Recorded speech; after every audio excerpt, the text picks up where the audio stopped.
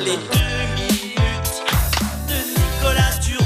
Eh ben, ça fait pas long. 2 minutes, c'est court, mais qu'est-ce que c'est bon. Ah oui, c'est bon, ça, c'est bon. Mesdames et messieurs,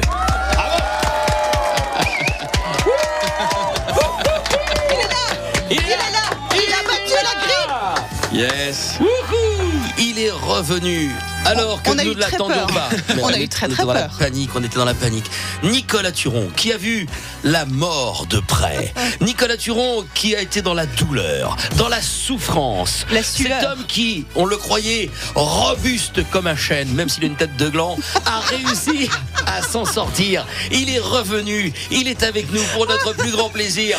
Bravo, bravo. Alors là, je Je ne suis ferai pas mieux. enthousiaste. Je ne ferai pas mieux ce matin, La tête de Frédéric. gland, Tu as c'était pas gagné. prévu. Hein. Non, c'était pas Ah, prévu. ma mamie, ben oui, c'est le mois de novembre, c'est ses spécialités, le Beaujolais, la grippe, qu'est-ce que tu veux que je te dise.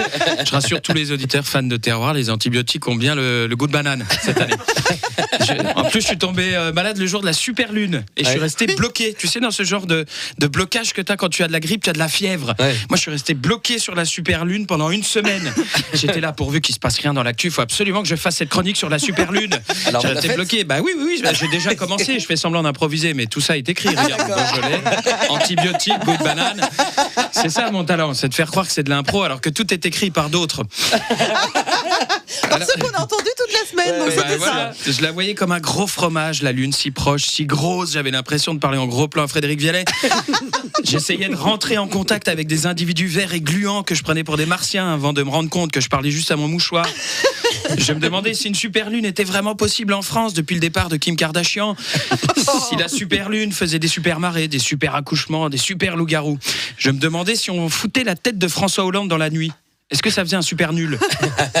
Eh oui, la fièvre, hein, la super lune était si proche, si grosse que j'avais l'impression de dîner en tête à tête avec Loana.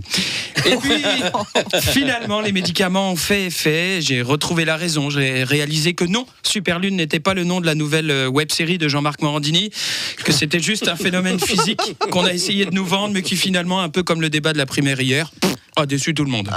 Alors oui, la science a progressé. On essaye de nous intéresser, nous, la plèbe, le peuple. Hein, on sait par exemple maintenant que le Big Bang a eu lieu le jour où Dieu a voulu charger son Galaxy Note 7.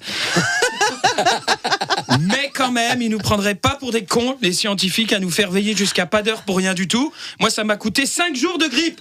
Moi, si je veux rester planté des heures dans le froid pour voir des trucs blafards plein de cratères, je me fous à la sortie d'un lycée. Ouais, mais j'ai du mal à comprendre les astrophysiciens. Déjà passé autant de temps à regarder dans un tube, il y a que les astrophysiciens et les proctologues, c'est chelou.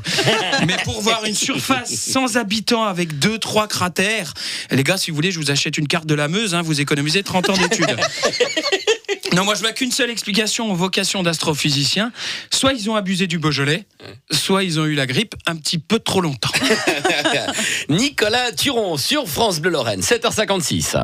Direction francebleu.fr, géolocalisez-vous et retrouvez les 2 minutes de Nicolas Turon.